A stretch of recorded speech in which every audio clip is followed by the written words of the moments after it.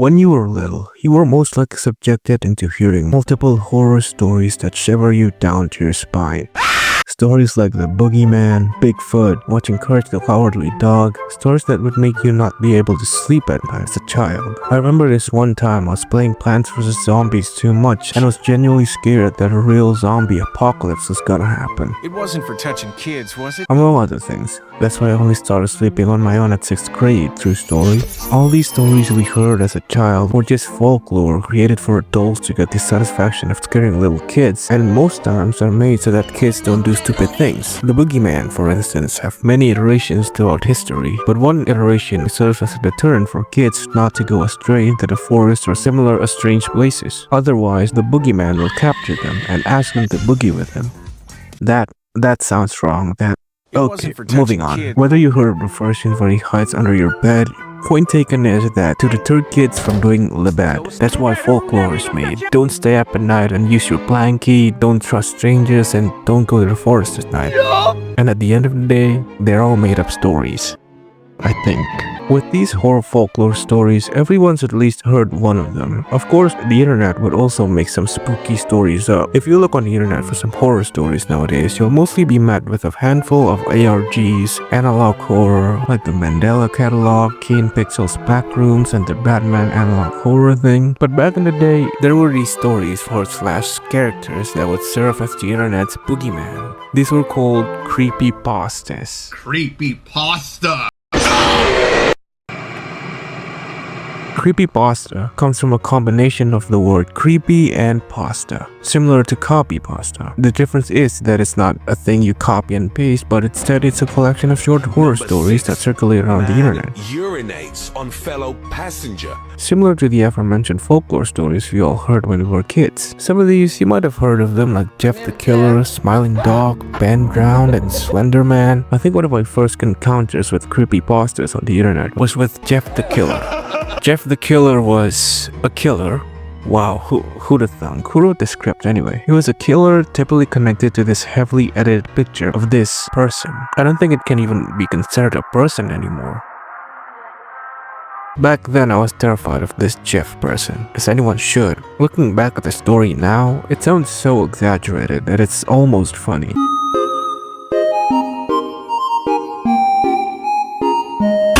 At 13 years old, Jeff moves with his parents and brother, Liu, to a new town. Here, Jeff and his sibling encounter 3 bullies and are threatened with knives. He beats these bullies badly, Kiryu Kazuma style, during them heat actions, with Liu taking the blame for the assault and being carted off by the ever-reliable police. Guilt-ridden and depressed, having Liu take blame for Jeff's action, his day gets even worse after he meets the bullies again and gets burnt in an attack with alcohol and bleach. Okay, hold on. First of all, if he didn't want Liu to be taken off the street by coppers, why didn't he say anything? And why did they just take Liu away? I'm reading a synopsis because the full one would be too long for the video, so hold on, let me see.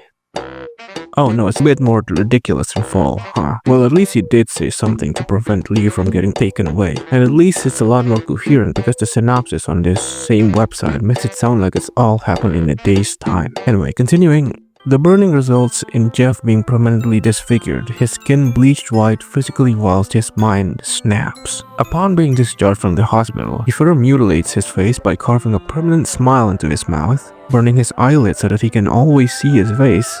So I guess he also just has a mirror in front of his face at all times. Jeff would then murder his parents and also his brother Liu, saying to him, "Go to sleep," before stabbing him and disappearing. Okay, where the fuck did that come from? He got bullied and burnt and decided to kill his parents. I don't know, man. This whole story feels like it was written by an edgy 13-year-old weird kid at school who recently got scolded by his parents and recently watched The Dark Knight and thought the Joker was the most tough character there is.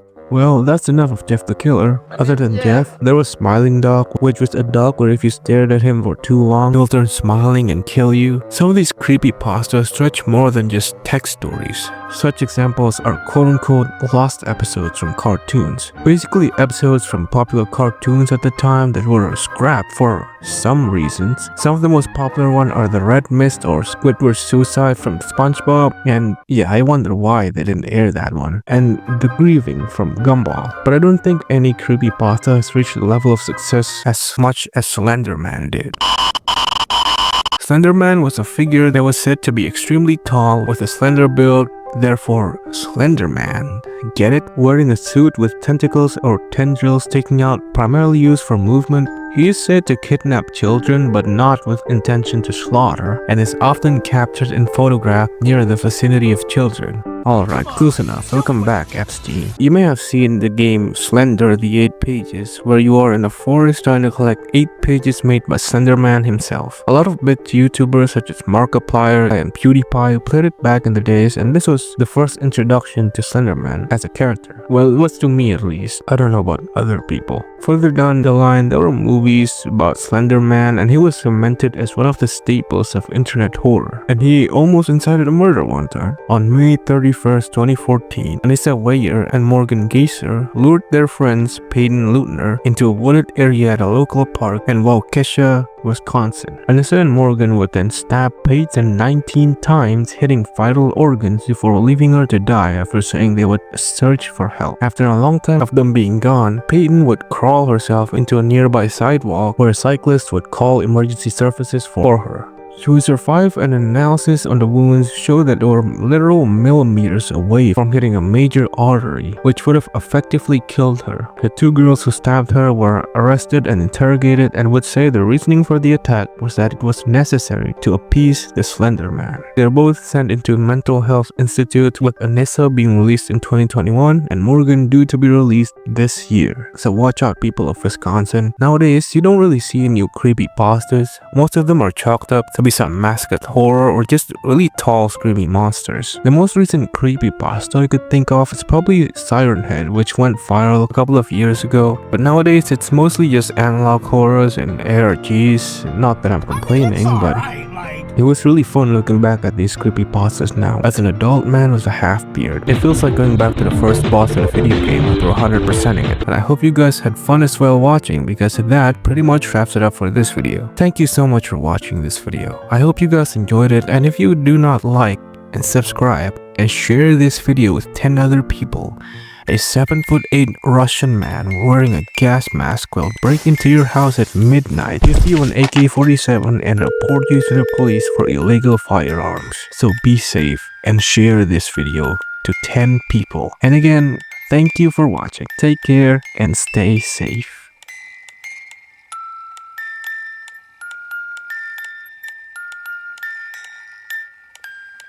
What level coming from my mind? Level coming from my mind.